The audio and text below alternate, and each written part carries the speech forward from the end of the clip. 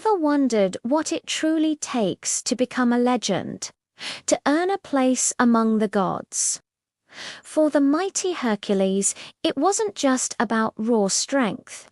It was a journey of 1,000 miles, a test of will that pushed him to the very edge of the mortal world and beyond. We're not just talking about fighting monsters. We're talking about a globe-trotting epic quest that spans from the darkest swamps to the frozen north and even to the land of the setting sun. But his greatest challenge wouldn't be on Earth at all. He had to go somewhere no living soul had ever gone before, and returned from ready to follow Hercules from the world of the living to the gates of Hades itself. Join us as we uncover 7 of his most legendary labors in one epic adventure. Let's dive in. Deep within the suffocating, poisonous mists of the Lernian swamps, there lurked a creature of such profound malevolence that even the bravest warriors of Greece spoke its name only in hushed, terrified whispers. This was the home of the Lernian Hydra, a multi-headed serpent of colossal size, a daughter of the monsters Typhon and Echidna. Its very breath was a lethal toxin, a poison so potent it could kill a man before he could even draw his sword. The swamp itself was a sunless wasteland, a treacherous expanse of bubbling bogs where the ground was often softer than the water, and into this nightmare Hercules was sent for his second labor. King Eurystheus commanded Hercules to enter this hellscape and destroy the beast. The king, cowardly and cruel, hoped that the Hydra's infamous regenerative powers and venomous blood would finally bring an end to the hero's life. But this time, Hercules did not go alone. He was accompanied by his loyal and courageous nephew, Iolaus, who skillfully drove their chariot through the treacherous marsh. As they approached the deep, dark cavern of Amymone, the Hydra's lair, the hero prepared his first move. He loosed a volley of flaming arrows into the darkness, intending to smoke the monster out of its damp and ancient home and into the open air. The plan worked. With a series of earth-shaking hisses that sounded like steam escaping a volcano, the Hydra emerged. It was a vision from a nightmare. Its 9 serpentine heads swayed rhythmically in the thick, foul air, each one dripping with a thick, neon-green venom. The central head was said to be immortal, and it glowed with a faint, eerie light, while the others snapped at the air with long, forked tongues that tasted the fear of the intruders. Without a moment's hesitation, Hercules leaped from the chariot. The skin of the Nemean lion, won in his first labor, protected his body from the creature's initial strikes. He swung his massive sword with a mighty roar and, in a single powerful blow, decapitated one of the writhing, scaly heads. But to his absolute horror, the victory was short-lived. As the severed head hit the muddy ground, 2 new heads erupted from the bloody stump, snapping at him with even greater fury and double the deadly, venomous intent. Hercules fought on, his sword a blur of motion, but every time he struck down a head, the monster only grew stronger and more complex. Its multiple necks began to tangle like a nest of angry vipers, seeking to overwhelm the hero with a constant barrage of venomous bites. Brute force was failing him. Surrounded by the thick clouds of poisonous smoke, Hercules realized he couldn't win this fight with strength alone.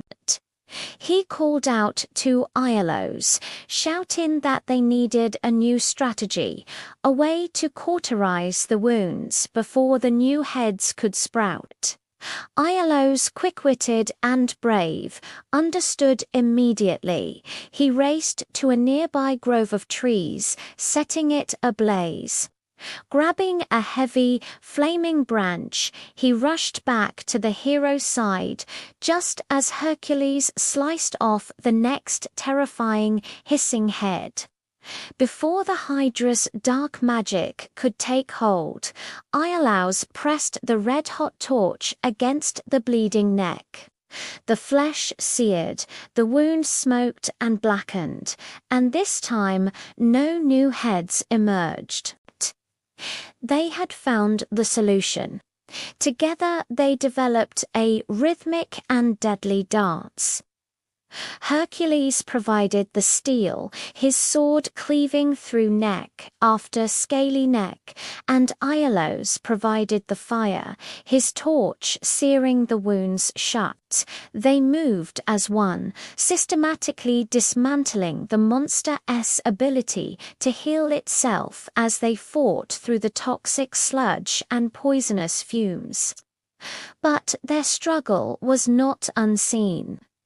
The goddess Hera, who despised Hercules, was determined to see him fail. From the depths of the marsh, she sent a new monstrosity to aid the Hydra, a giant crab, which scuttled towards the hero and began biting at his vulnerable heels. Hercules felt the sharp pinch of its claws, a painful distraction in the midst of a life-or-death battle. But without breaking his focus on the greater threat, he simply crushed the secondary monster beneath his heavy boot. One by one, the mortal heads of the Hydra were severed and burned, until only the final, immortal head remained. It shrieked in a high-pitched, terrifying tone that threatened to shatter the hero's very resolve. With a final, Herculean effort, he sliced through the base of the immortal neck. But knowing it could not be killed, he quickly buried the still hissing head deep beneath a massive enchanted rock on the road between Lerna and the city of Elias, trapping it for eternity. At last, the great serpent's body lay still. Its dark blood stained the swamp water a deep, sickly purple, releasing a stench so foul that it killed the very grass growing on the muddy banks. The battle was won, but before leaving, Hercules saw an opportunity. He dipped his arrows into the Hydra's gall, coating the tips in a poison so potent that it would cause incurable pain to any enemy he struck in the future. Though he had completed the task, the hero felt no joy. The toxic environment had left him coughing violently, and his nephew was utterly exhausted. Their skin was stained with the grime of a battle that felt more like a waking nightmare. When they returned to the palace in Tiryns, King Eurystheus, ever the coward, refused to acknowledge their victory. He claimed the labor did not count because Hercules had received help from Iolaus, a petty excuse, designed only to prolong the hero's suffering and servitude. This injustice only fueled the fire in Hercules' soul. It taught him a harsh lesson. His journey would be marked not just by the ferocity of monsters, but by the treachery of men. Yet the story of the fire and the sword spread through the lands.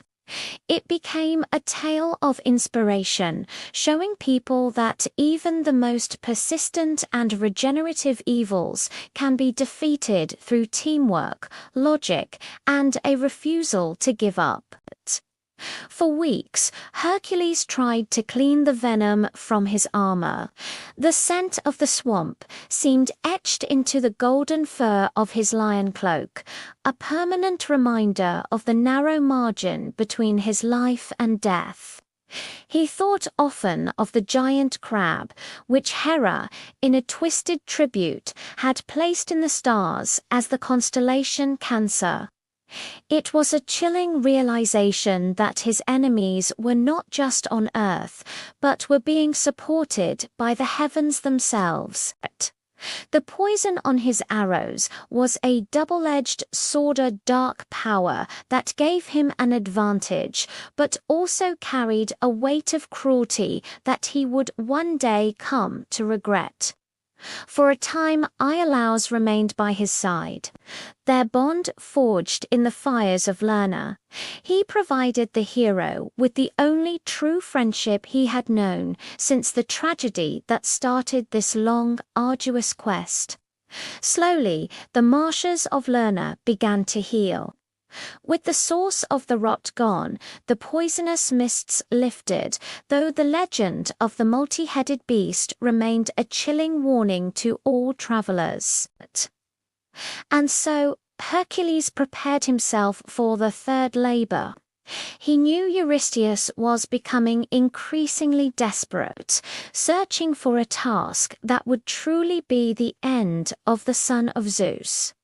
He practiced his archery with the new venomous tips, watching as the arrows hissed through the air, wondering what kind of creature could possibly survive even a scratch from such a lethal concoction.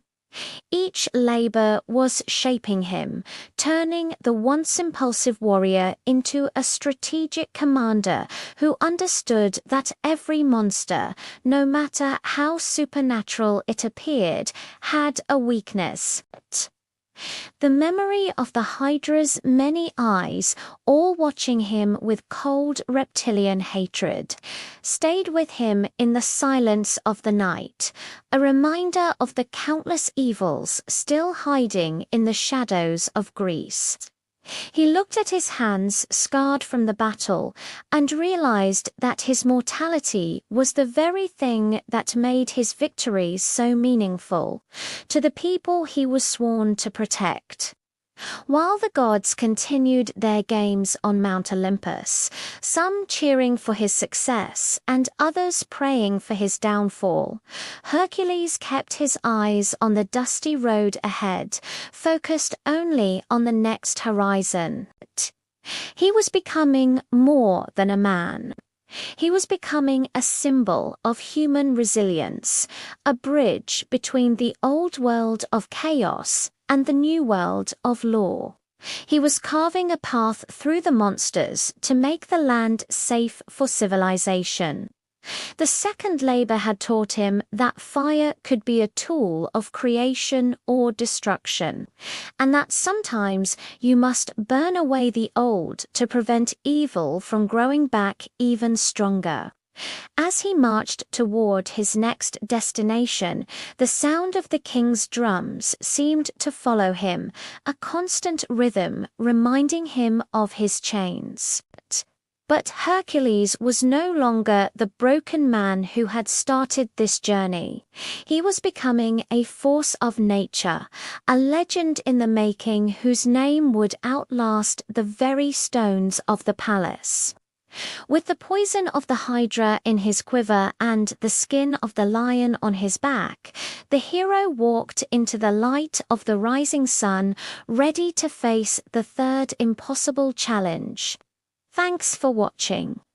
If you enjoyed this journey into Greek mythology, don't forget to like, subscribe, and hit the notification bell so you don't miss the next labor of Hercules. Following the miraculous, almost unbelievable cleansing of the Augean stables, Hercules had no time to rest. King Eurystheus, ever the devious taskmaster, immediately devised a new labor, one that would shift the battlefield from the filth of the earth to the deadly expanse of the sky. The king commanded our hero to journey to the dark, stagnant waters of Lake Stymphalus in Arcadia. There, a plague of monstrous, man-eating birds had turned the surrounding forests into a silent graveyard. These were the Stymphalian birds, creatures of nightmares said to have been bred by Ares, the god of war himself. They were terrifying, possessing beaks of sharp bronze and metallic feathers that they could launch from the air like a volley of lethal arrows. For years they had terrorized the entire region. Their bronze claws were strong enough to tear through shields, and their toxic excrement poisoned the very soil, leaving the land barren and its people in a state of perpetual mourning.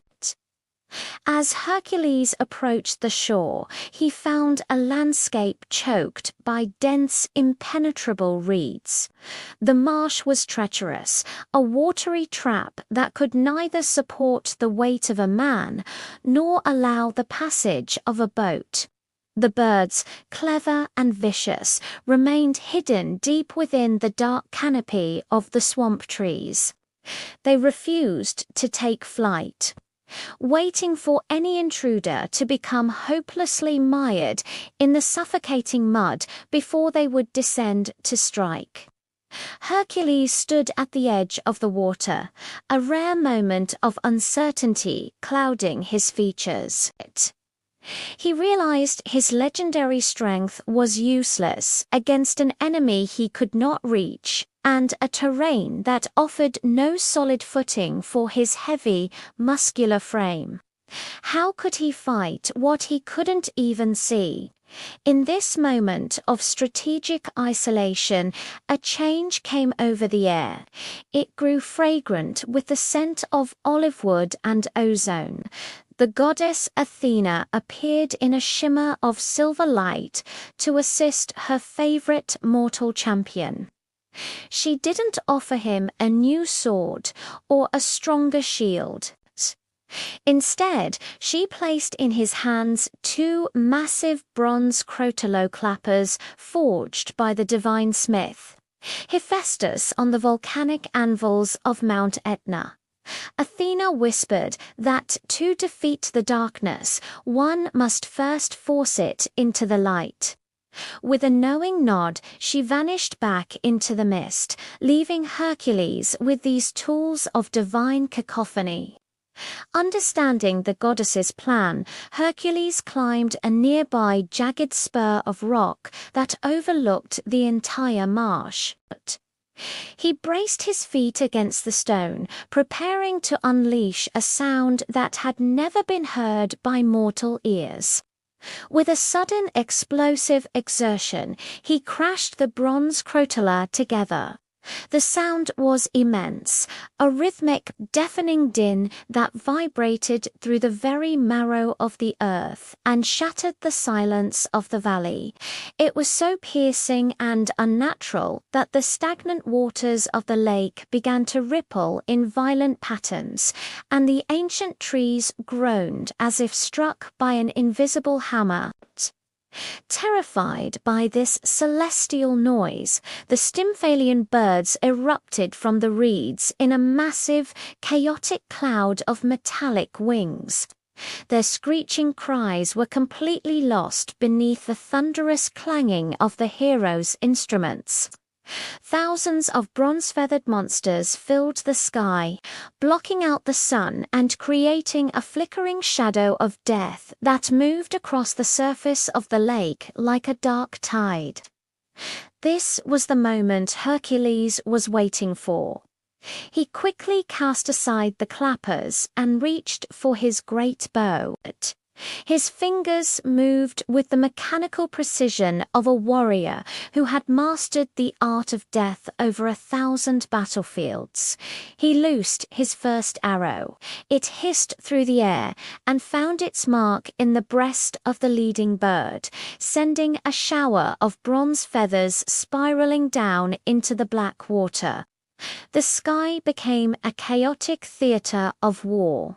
Hercules loosed arrow after arrow, each one dipped in the incurable venom of the Hydra, ensuring that even the slightest scratch was a sentence of immediate demise.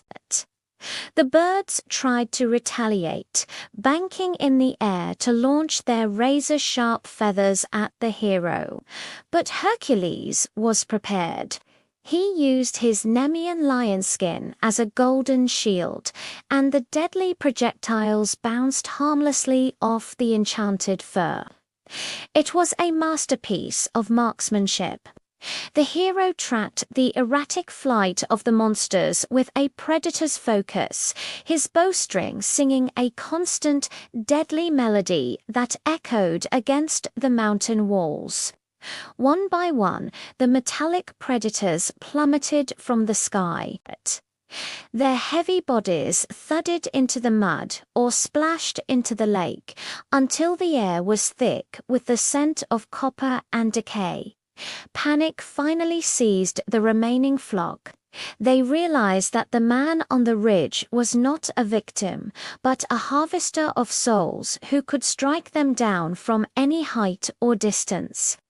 Broken by fear and the relentless accuracy of the son of Zeus, the survivors turned their wings away from the lands of Greece and fled toward the distant island of Ares in the Euxine Sea. Hercules watched them go, his eyes narrowed against the fading sun. He refused to lower his bow until the last dark speck had vanished beyond the jagged horizon of the northern peaks. The silence that returned to Lake Stymphalus was no longer a silence of terror, but a peace that allowed the wind to whistle through the reeds without the interruption of predatory shrieks. The hero descended from his rocky perch, his quiver nearly empty but his mission complete. He had liberated the valley from a plague that had defied the spears of entire armies. When he returned to Mycenae to report his success, he found the city gates barred and King Eurystheus hiding once again behind his palace guards, terrified of the hero's growing legend. The king was stunned that Hercules had survived an aerial assault that should have seen him flayed alive by 1,000 bronze feathers. And he immediately began to plot an even more distant and dangerous task. This sixth labor proved that Hercules was not just a brute of muscle, but a hero capable of using divine technology and supreme skill to conquer enemies that occupied the very heavens. Word of the victory spread like wildfire across Arcadia. The farmers began to return to their fields, their hearts full of a renewed hope that the era of monsters was finally coming to an end. Yet Hercules felt no pride in the slaughter. He looked at his calloused hands and the blood of the birds on his cloak, feeling the weight of the tasks still remaining in his long journey of penance. He knew that Hera was watching from her throne on Olympus, her eyes cold with renewed vengeance as she saw her obstacles being dismantled one by the mortal she so despised. The hero spent the following days sharpening his arrows and repairing his bowstring, preparing his spirit for the next challenge. He would have to transition from the marshes of Greece to the distant, sun-drenched shores of Crete. He reflected on Athena's gift, realizing that the gods help those who have the courage to stand their ground, even when the sky itself turns into a weapon of war. The bronze clappers were returned to a hidden sanctuary, their work finished. But their echoes remained in the hero's mind as a reminder of the power of sound and strategy. His journey had now reached its midpoint. The labors were shifting from local threats to legendary creatures that held the fate of entire kingdoms in their claws and horns. Hercules stood on the cliffs overlooking the sea, the wind whipping his lionskin cloak, sensing that the next labor would require him to tame a force of nature that was both royal and ruinous. The legend of the Stymphalian birds would be told for generations. A warning to all who believe that flight offers safety from the reach of justice and the strength of a determined heart. With a heavy sigh and a steady gaze, the son of Zeus turned his back on the lake and began the long march toward his next destination, his shadow stretching long across the recovering land. The era of the birds was over, but the saga of the 12 labors was only growing in intensity, forging a man into a god through the fires of impossible adversity. Thanks for watching. If you enjoyed this dive into Greek mythology, be sure to like this video and subscribe for more tales of heroes and monsters. See you next time. Having conquered the aerial terrors of Stymphalus, Hercules was summoned once more by King Eurystheus. This time, his mission would take him beyond the familiar borders of Greece. The king commanded the hero to sail across the winddark Aegean Sea to the rugged island of Crete, home of the powerful King Minos. His task, capture and bring back alive the Cretan bull. This wasn't just any bull. It was a magnificent, terrifying beast of immense size, sent by Poseidon, the god of the sea, as a test of royal devotion. The creature had blinding white fur and horns that curved like polished marble. It possessed a raw tidal strength that could level stone walls and trample entire orchards into dust. Originally, this divine bull was meant to be a sacrifice to Poseidon. But King Minos, blinded by its beauty and his own greed, decided to keep it. This act of sacrilege infuriated the sea god, who struck the animal with an uncontrollable, divine madness. The bull became a scourge upon the Cretan countryside. Its rhythmic, earth-shaking bellows struck terror into the hearts of the islanders as it charged through villages and destroyed sacred groves. Hercules arrived at the port of Naxos, his lion-skin cloak catching the salty sea breeze.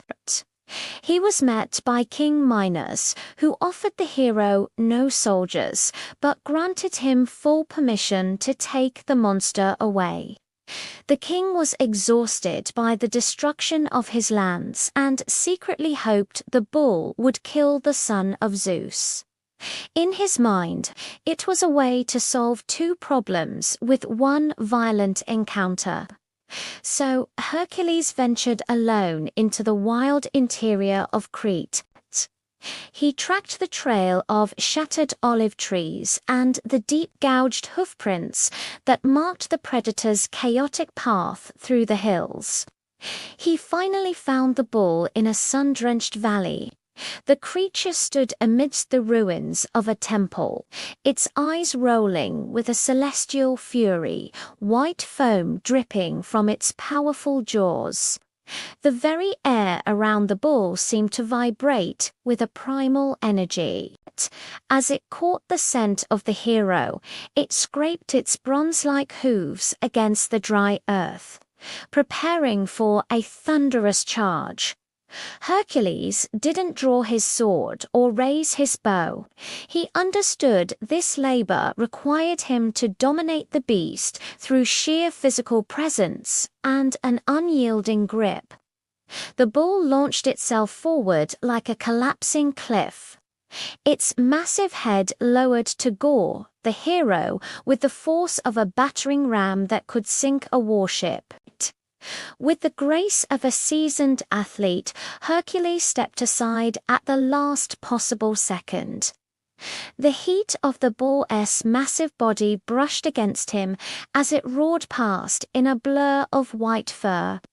He realized that to tame this creature, he first had to exhaust its divine rage. He began leading it on a grueling chase through rocky ravines and dense thickets. For hours, the struggle continued, a rhythmic dance of man and monster under the relentless Mediterranean sun. Every charge was met with a calculated dodge and a taunting shout. Slowly, the bull's breath became heavy and ragged. The fire in its eyes began to flicker, as the mortal endurance of the demigod proved superior to the animal's frantic, maddened energy. Seeing his opportunity, Hercules lunged forward as the bull slowed. His powerful arms wrapped around the creature's thick, muscular neck in a grip that rivaled the strength of the iron earth itself. The animal bucked and twisted with a final, desperate surge of power, trying to throw the hero into the jagged rocks. But Hercules held on with a will as unmovable as Mount Olympus. He used his immense weight to force the bull's head down, slowly pressing the creature toward the ground until its knees buckled. It let out a low, submissive groan of defeat. In that moment of total dominance, the divine madness seemed to drain away from the bull, replaced by a weary recognition of the man who had conquered its wild spirit. Hercules didn't use metal chains. Instead, he fashioned a strong halter to guide the beast, leading the once terrifying monster back toward the coast like a common ploiox. The citizens of Crete watched in stunned silence as the hero walked through the city gates, the legendary white bull following peacefully in his shadow. Then came another feat of strength. Hercules wrestled the massive bull onto a large ship, preparing for the long journey back across the sea to Mycenae. During the voyage, the hero stared out at the horizon, reflecting on how the greed of kings like Minos often led to the suffering of their people. He finally arrived on the shores of the Peloponnese, leading the magnificent beast through the countryside. The fame of his seventh labor preceded him like a herald's trumpet, when the silhouette of the massive bull appeared before the palace. King Eurystheus was once again overcome by a wave of paralyzing, infantile cowardice. The king was terrified that Poseidon's fury might follow the animal into his court. He refused to even step out of his chambers to witness the hero's triumphant return. Hercules presented the bull in the palace courtyard, but finding no master willing to claim it, he simply released the animal, allowing it to wander across the plains of Argos. This bull would eventually make its way to Marathon, where it would become a challenge for another great hero. But for Hercules, the task was done. In a final act of bitterness, Eurystheus tried to dedicate the bull to Hera, but the queen of the gods rejected the offering because it only served to further the glory of her hated stepson. This labor marked a transition in the hero's journey. It proved he could project his power across the seas and tame the sacred possessions of the gods themselves. Hercules spent his brief rest cleaning the salt and sand from his armor, the scent of the Cretan sea still lingering in his lion pelt cloak. He felt a growing detachment from the world of men. His life was now measured not in days or years, but in the distance between impossible tasks. His mind turned north, where the eighth labour awaited, the savage, flesh-eating mares of the Thracian king Diomedes. He knew each victory only deepened Eurystheus's resentment, making the cowardly king more desperate to find a labour that would finally be the end of him. Hercules looked at his hands, which had now tamed a lion, a hydra, and a sacred bull, realizing he was becoming a living bridge between the mortal and the divine. Despite the exhaustion, his iron resolve remained unbroken, his heart set on the path to his ultimate redemption. The seventh labour was now etched into the stars. A testament to the man who crossed the sea to face a goddess curse and returned with a legend in tow. As the sun set behind the mountains of Mycenae, Hercules prepared his supplies and set his sights on the dark, war-torn lands of Thrace, ready for the next chapter of his epic saga. Thanks for watching our deep dive into the labors of Hercules. If you enjoyed this story, make sure to hit that like button and subscribe so you don't miss the next chapter. We'll see you in Thrace. Welcome back to our journey through the epic 12 labors of Hercules. So far, our hero has faced down monstrous lions, multi-headed hydras, and even the Cretan bull. But his next task, the eighth labour, will take him to the cold, brutal lands of Thrace, a kingdom where war is a way of life and mercy is a foreign concept. King Eurystheus, growing ever more desperate to see Hercules fail, has devised a truly terrifying challenge: capture the 4 man-eating mares of the cruel King Diomedes. These weren't your average horses. Their names were Podagos, Lampin, Xanthos, and Dinos, and they were nightmares brought to life. These terrifying beasts breathed fire and had a relentless hunger for human flesh. Their owner, Diomedes, a son of the war god Ares, was just as monstrous. He kept his prized mares chained to iron mangers with heavy bronze shackles, not for their safety, but to stop them from eating his own palace guards.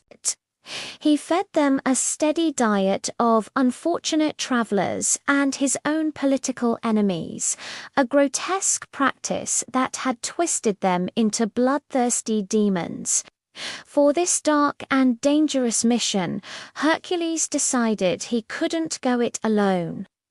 He gathered a band of brave volunteers, including his young and loyal companion, Abderus, who looked up to the hero with unwavering admiration.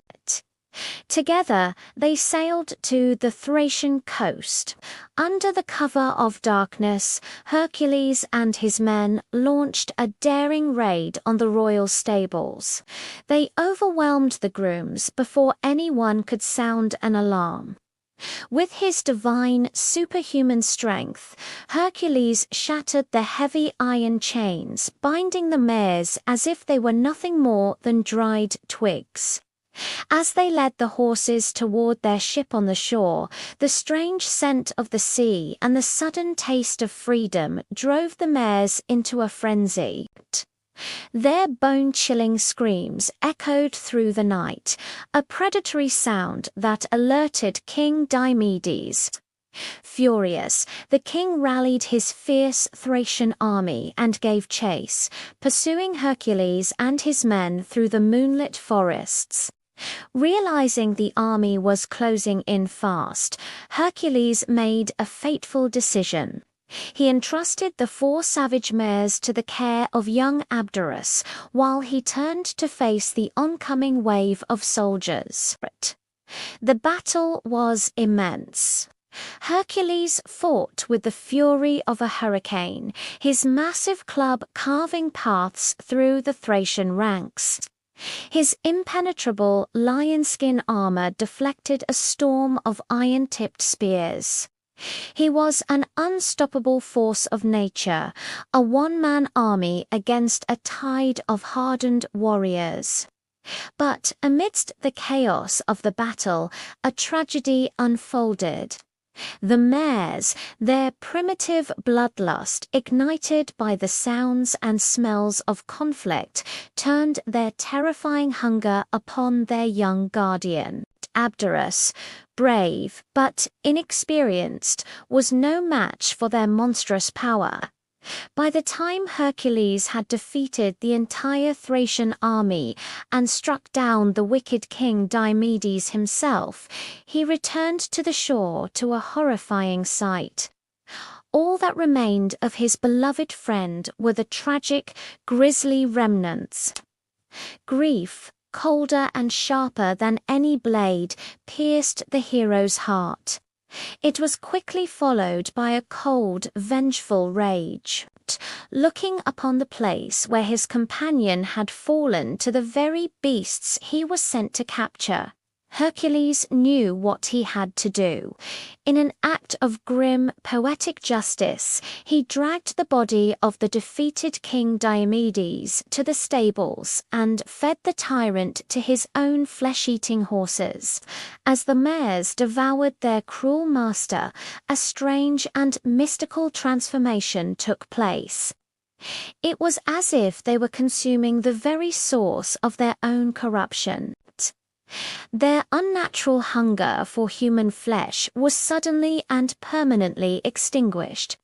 The evil influence of Diomedes was purged from their spirits. Their eyes lost the red glow of madness, and the fire in their breath died down. The once monstrous beasts became calm and docile. To honor his fallen friend, Hercules founded a new city right there on the site of the tragedy. He named it Abdera, ensuring that the boy's name and sacrifice would be remembered for all time. But with a heavy heart, the hero led the now tamed mares onto his ship. The voyage back to Mycenae was a somber one. Hercules was lost in thought, reflecting on the high price of his labors and the innocent lives consumed by the malice of powerful men. When he arrived back at the palace, the sight of the legendary Manitas standing quietly in the courtyard still sent a wave of terror through King Eurystheus. Fearing that a spark of their former cruelty might still linger, the cowardly king refused to allow them inside the city walls. So Hercules took the mares to the slopes of Mount Olympus, where he released them. It's said they were consecrated to Hera, the very goddess who orchestrated his torment. Legends claim that the descendants of these mares survived for generations. Known for their incredible speed and the faint, lingering fire of their Thracian ancestry. This eighth labor was a turning point for Hercules. It was the first time his quest for redemption had resulted in the death of someone he held dear. He began to understand a profound truth. The monsters he fought were often just reflections of the evil men who created or controlled them. True evil wasn't in the claws of a beast, but in the hearts of those who abused their power. Hercules spent many nights in silent mourning for Abderus. His sorrow was the one weight that even his godlike shoulders found difficult to carry. But King Eurystheus, sensing the hero's emotional vulnerability, gave him no time for grief. He immediately began planning the ninth and most distant labor yet. The new command was to travel to the very edge of the known world, to the land of the Amazons. There, he was to obtain the golden belt of their formidable queen Hippolyta. Hercules sharpened his sword and checked his lionskin cloak. His path would now lead him into a society of legendary female warriors, a challenge unlike any he had faced before. The air in Mycenae felt thick with palace intrigue, and the hero longed for the open road and the clarity of a direct physical challenge. He looked toward the eastern horizon, wondering if diplomacy could succeed where brute force had so often been his only option. Every labor was hardening his resolve, tempering the impulsive son of Zeus into a seasoned traveler of both the mortal and immortal realms. The death of King Diomedes had served as a stark warning to all tyrants. The reach of justice is long, and its appetite for the wicked is insatiable. Hercules felt the Hydra's poison in the tips of his arrows and the strength of the Nemean lion in his heart tools of a destiny he could not escape. His reputation was now attracting the greatest heroes of Greece, all eager to join his epic and dangerous cause. The eighth labor was complete, but the shadow of the Thracian horses remained in his dreams, a constant reminder of the thin line separating civilization from savagery. As a new day dawned, the hero set sail once again, his eyes fixed on the distant shores of the Black Sea and the golden prize that awaited him. The saga of Hercules continues, a relentless march toward an immortality that, with every trial, felt more like a burden than a blessing. Thank you so much for joining me on this chapter of the story. If you're enjoying this series, make sure to hit that like button, subscribe, and ring the bell so you don't miss the next thrilling labor, the Belt of Hippolyta. See you next time. For his 10th great labor, Hercules was sent to the very edge of the world. His mission, to steal the legendary red cattle of Geryon. This wasn't just any cattle rustling. Geryon was a terrifying giant with 3 heads, 6 arms, and 3 bodies joined at the waist, living on the mythical island of Erytheia, where the sun sets into the ocean. Just getting there was an epic quest in itself. Hercules had to cross the vast, burning deserts of Libya. The relentless sun beat down on him, and in a moment of sheer frustration and boldness, he actually fired an arrow at Helios, the sun god himself, demanding relief from the heat. You have to admire the nerve. Instead of getting angry, Helios was so impressed by Hercules' audacity that he loaned him a giant golden cup. This cup wasn't for drinking. It was a vessel, a magical boat to sail across the Western Sea. Upon reaching the rocky shores of Erytheia, Hercules was immediately met by Cerberus, a monstrous 2-headed guard dog. With one crushing blow from his famous olive-wood club, the hero silenced the beast. But the noise of the fight alerted Geryon's herdsman Erytheia. Another short, brutal fight followed, and Hercules had to strike him down too. Finally, he could claim the crimson cattle grazing peacefully nearby. But then the ground began to tremble. Geryon himself was coming.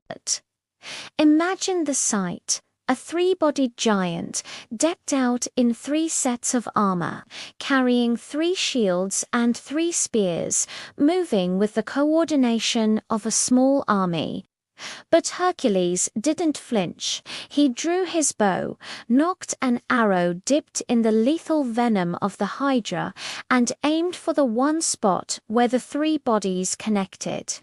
The arrow flew true, piercing all three of the giant's chests at once. The poison worked instantly, and the mighty Geryon fell without landing a single blow. With the guardians defeated, Hercules loaded the red cattle into Helios's golden cup and began the long, hard journey back to Greece. This return trip was almost a series of new labors all on its own, thanks to the constant meddling of the goddess Hera, who was determined to make his life miserable. First, while crossing the mountains of what is now Spain, he had to fight off local thieves and tribes who wanted the divine cattle for themselves. At one point, exhausted and frustrated, Hercules literally split a mountain in two, creating the Straits of Gibraltar, which became known as the Pillars of Hercules Amarca between the known world and the great unknown beyond. Then, as he traveled through Liguria, Hera sent a plague of gadflies to sting the cattle. The herd went wild, stampeding in every direction. It took Hercules weeks of exhausting work to track down every single one, showing a patience just as legendary as his strength. Next, in Italy, a fire-breathing giant named Cacus snuck into his camp and stole 8 of the best bulls. Cacus was clever. He dragged them backward into his cave to hide their tracks, but he couldn't stop the stolen bulls from calling out to the rest of the herd. Hercules heard them, found the cave, and after a titanic struggle that shook the very hill they were on, he strangled the monster. Every step of the way was a battle against exhaustion, hunger, and divine sabotage. But when he finally reached the Strymon River, Hera caused it to flood violently, hoping to block his path and drown the herd. But Hercules was not to be stopped. He began hurling massive stones into the river, building a makeshift causeway for the cattle to cross, proving his mastery over the natural world itself. But when the herd of red cattle finally appeared on the horizon of Mycenae, the people watched in absolute awe. This was a man who had gone to the end of the earth and returned. King Eurystheus, as usual, was paralyzed with fear and jealousy. He saw that no trap, no matter how remote or dangerous, was enough to stop the son of Zeus. In a petty, hollow gesture, the king sacrificed the entire herd to Hera, which did nothing to please the goddess or diminish the hero's growing fame. With his 10th labor done, Hercules thought his long servitude was finally over. He believed he had at last cleansed his soul. But Eurystheus had one more cruel trick up his sleeve. He declared that 2 of the labors didn't count. The Hydra, because his nephew Iolaus had helped him, and the Augean stables, because he was offered payment. This stunning injustice ignited a cold, silent rage in Hercules. But he was bound by his oath of penance. He had to accept 2 more impossible tasks. He realized his path to redemption was being deliberately blocked by the petty jealousy of a cowardly king and a vengeful goddess. He stood before the palace, his body scarred, but his spirit unbroken. His eyes burned with a light that seemed more divine than human. The people of Greece no longer saw him as a king's servant, but as a true protector of mankind, a hero who had tamed the wildest corners of the world. As he rested, his mind drifted back to the journey, the golden cup of the sun god, the three-bodied giant, the endless trials on his way home. Now he had to look forward to his 11th labor, fetching the golden apples of the Hesperides. This would be a different kind of challenge, one that would lead him to seek out the Titan Atlas, the being who held the very heavens on his shoulders. The weight of the world was beginning to press down on him, not just as a story, but as the reality of the hero he was forced to become. The 10th labor was over, but the final, most epic chapters of his story were just beginning, leading him from the mortal world into the realm of the cosmic and the divine. With the sun setting over the hills, Hercules turned his gaze toward his next journey, ready to reach for the stars themselves. Thanks for watching. If you enjoyed this story, don't forget to like, subscribe, and hit that notification bell for more tales from mythology. See you next time. Denied his freedom by the treacherous king Eurystheus, Hercules was forced to embark on an 11th labor, a quest that would take him beyond the mortal realm and into the very gardens of the gods. His mission, to retrieve the legendary golden apples of the Hesperides. These weren't just any apples. They were a wedding gift from Gaia, the Earth Mother, to Hera, Queen of the Gods. They granted immortality and grew on a celestial tree of pure beauty. But finding them would be a challenge unlike any other. The apples were hidden in a secret garden at the world's western edge, guarded by the Hesperides, daughters of night, and a 100-headed dragon named Lerna that never slept. Hercules began his quest completely blind, with no idea where this garden was. He wandered through distant lands, a lone figure on an impossible journey. His path led him to the sea, where he wrestled the shape-shifting sea god Nereus. He held on tight as the god transformed from water to fire to beast, forcing him to reveal the secret of the path. The journey then took him across the scorching sands of Libya and deep into the Caucasus Mountains. There, chained to a rock, he found the Titan Prometheus, punished for stealing fire for humanity. An eagle tore at his liver, day after day, a torment without end. In an act of profound compassion, Hercules slew the eagle and shattered the unbreakable chains, freeing the ancient Titan. Grateful for his liberation, Prometheus, the wisest of the old gods, offered Hercules a crucial piece of advice. He warned the hero not to pluck the apples himself. Instead, he should seek out Atlas, the Titan doomed to hold the massive weight of the heavens upon his shoulders for all eternity. Hercules traveled to the furthest reaches of the west, where the sky meets the earth. There he found Atlas, a colossal figure standing as an eternal pillar amidst the swirling clouds and stars. The hero proposed a daring bargain. He would take the weight of the celestial sphere if Atlas would enter the sacred garden and fetch 3 golden apples for him. Atlas, desperate for even a moment's relief from his agonizing burden, readily agreed. In a world-shaking moment, he shifted the crushing weight of the universe onto the broad shoulders of the son of Zeus. As the full weight of the stars and planets pressed down on him, Hercules felt his bones groan. The very earth beneath his feet began to crack under the cosmic pressure.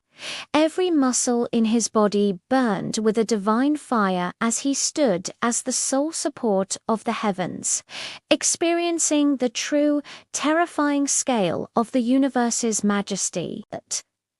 It was a burden meant for a god, and Hercules, a demigod, was feeling every ounce of its impossible weight. Eventually, Atlas returned from the garden. In his hands he clutched 3 radiant golden apples that shimmered with a light that made the sun itself seem dim. But having tasted freedom, the Titan had a change of heart. He refused to take the burden back.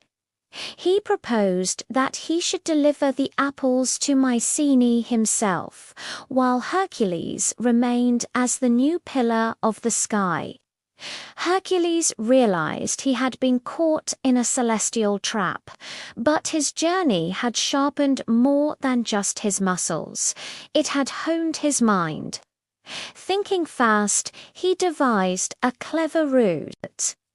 He pretended to agree, but asked Atlas to hold the heavens for just a second so he could adjust his lion-skin cloak to pad his aching shoulders.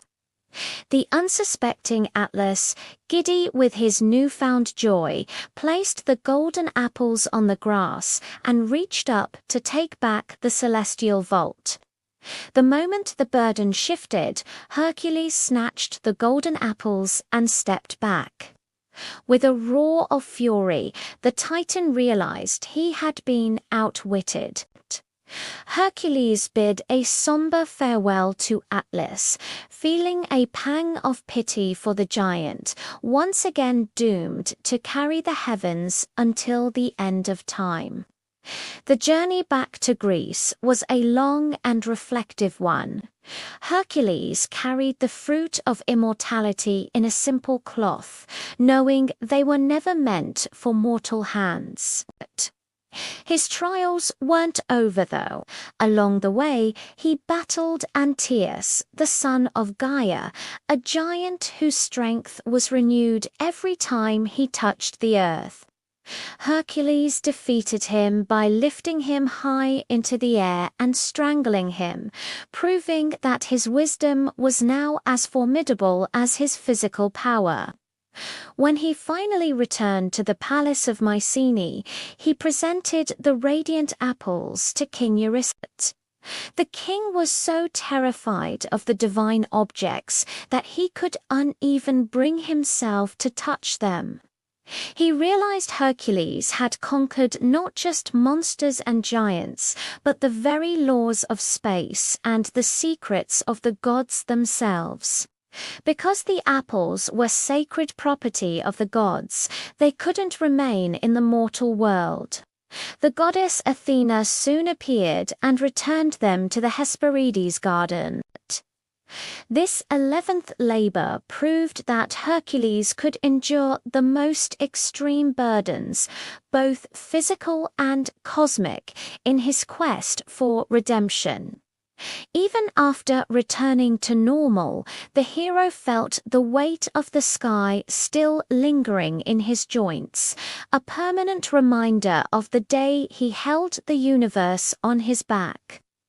King Eurystheus, now trembling at the mere sight of the hero, realized only one labor remained. A task so dark, so final, it would require a journey into the land of the dead itself. Hercules was commanded to descend into the Underworld and bring back Cerberus, the 3-headed hound that guarded the gates of Hades. The hero prepared himself for the final descent, knowing his path would lead him past the river Styx and into the realm of eternal shadows. He sharpened his daggers and tightened the straps of his Nemean lionskin armor, its golden fur offering a strange comfort in the face of the coming darkness. Every labor had stripped away a layer of his mortality, turning him into a figure of myth that the people of Greece watched with a mixture of hope and holy dread. He looked at the golden apples one last time before Athena took them, realizing that true immortality was a prize he would have to earn through suffering, not through theft. To prepare his soul for the journey into the abyss, he sought the guidance of priests at Eleusis, undergoing secret rituals. The air around him seemed to grow colder as he approached the entrance to the underworld, the whispers of the dead calling to him from the cracks in the earth. Hercules stood at the threshold of his final labor, a man who had held the sky and now prepared to face the king of the dead himself. The 11th labor was finished, its story written in the stars he had once supported. With a deep breath of the fading light, the son of Zeus stepped into the darkness, ready to face his final challenge. Thank you for watching. If you enjoyed this journey into mythology, don't forget to like, subscribe, and hit the bell icon so you don't miss the epic conclusion to Hercules' 12 labors. See you next time. For his 12th and final labor, King Eurystheus devised the most terrifying task imaginable.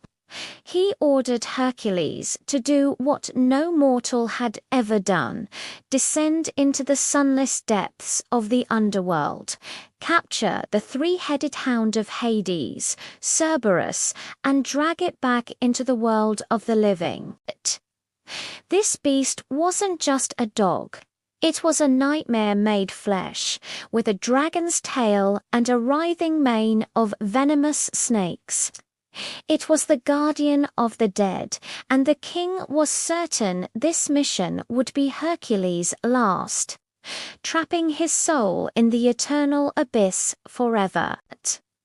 Hercules began his journey at the dark cavern of Taenarum, a place where the air itself turned to ice and the whispers of a billion ghosts echoed from the jagged stone. He wasn't alone. Guided by the gods, Hermes and Athena, the hero stepped into the suffocating gloom, crossing the threshold between the living world and the eternal silence of the afterlife. When he reached the banks of the river Styx, Charon, the ferryman was so terrified by the hero's godlike Erytheia, sheer fire of life burning within him, that he broke his sacred laws and rowed him across the spectral waters. As Hercules marched through the asphodel meadows, the ghostly shades of the dead scattered before him like smoke in a storm. They recognized that he did not belong there. He saw the spirits of fallen heroes and even faced the ghosts of his own tragic past, but his resolve never wavered. His focus was singular: the throne of the king of the underworld. Standing before Hades, the god of the dead, and his queen, the beautiful Persephone, Hercules showed no fear.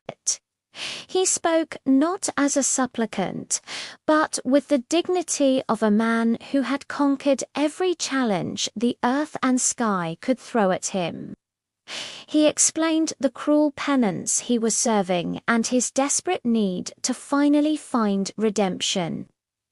Hades, impressed by the hero's sheer audacity and unbreakable courage, granted him permission, but on one seemingly impossible condition.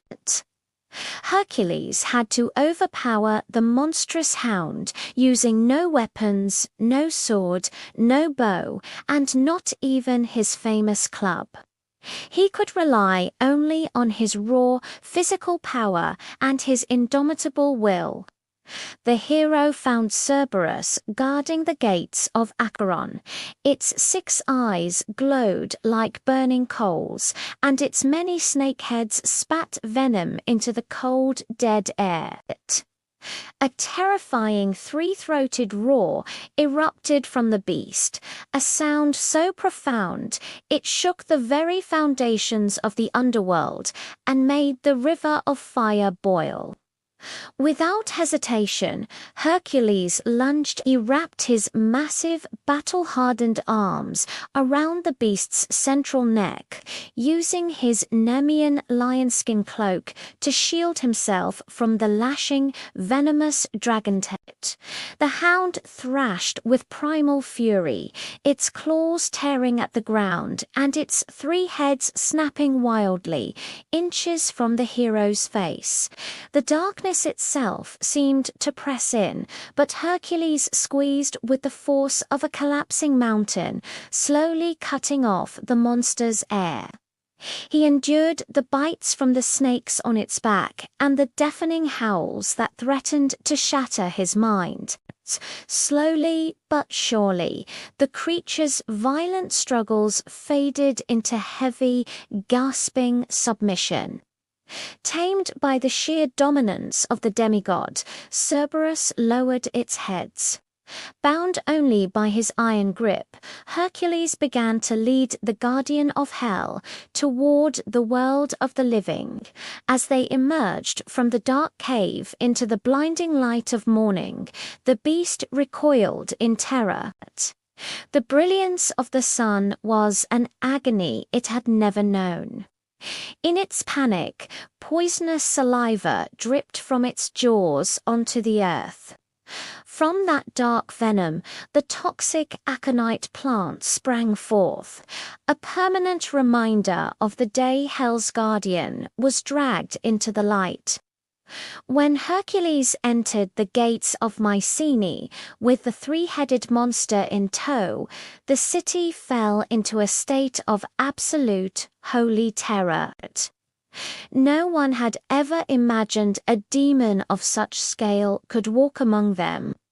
King Eurystheus, upon seeing the living nightmare of the abyss returned, was so paralyzed by cowardice that he leaped back into his bronze storage jar, screaming for Hercules to take the beast away. Hercules stood in the palace courtyard, the 3 heads of Cerberus watching the hiding king with a cold, predatory disdain. With the final labor officially complete, the hero led the hound back to the entrance of the underworld, where Cerberus dutifully returned to its post beside the throne of Hades.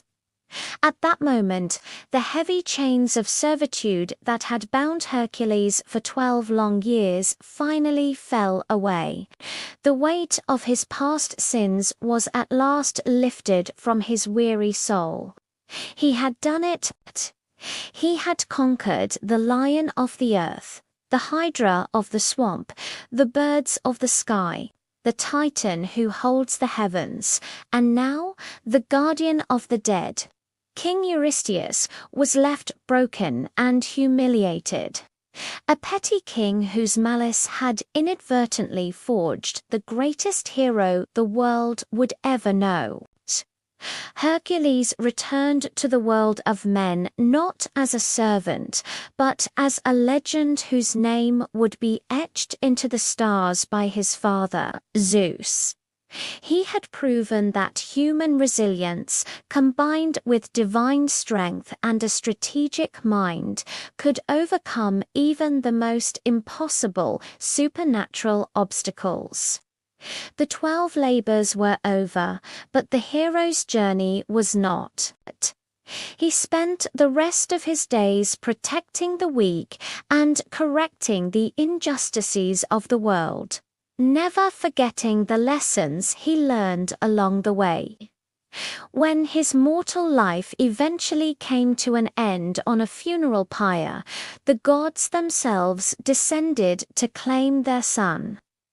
The mortal part of Hercules perished in the flames, but his divine essence ascended to Mount Olympus to take his rightful place among the immortals. Even Hera, his relentless enemy, finally reconciled with him, recognizing that his spirit was too vast to be contained by hatred. The 12 labors became a map for every hero who would follow, a testament to the idea that redemption is earned through sweat, blood, and an iron will. The story of Hercules lives on, a story of a man who faced the deepest darkness and emerged as a beacon of light for all humanity. Thanks for watching. If you enjoyed this journey into mythology, don't forget to like, subscribe, and hit that notification bell for more legendary tales.